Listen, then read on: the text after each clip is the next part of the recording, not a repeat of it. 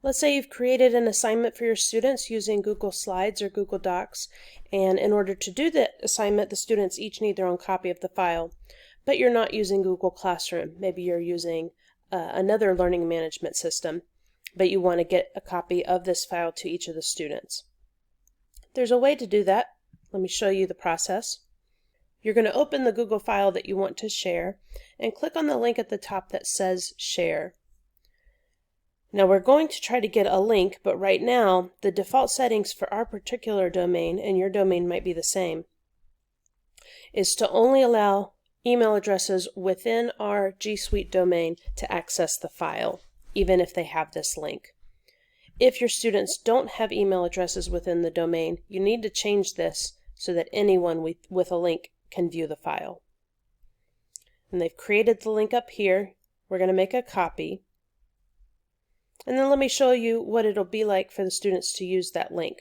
You would be pasting that link in an email that you send out to the students or in a post on your learning management system. So here's what it looks like to paste it. We'll zoom in a little bit.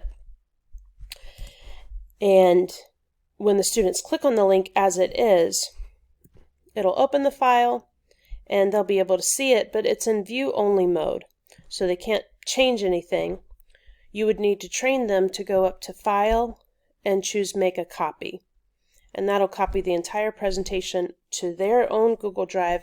They can edit it, and then they can send you a link of their finished file for you to grade. Another option is a little bit more advanced, but it gives the students a more streamlined process. In this option, when you paste the link into an email to the students or into your learning management system, you're actually going to select the end of the link, everything from edit on, and you're going to replace it with the word copy.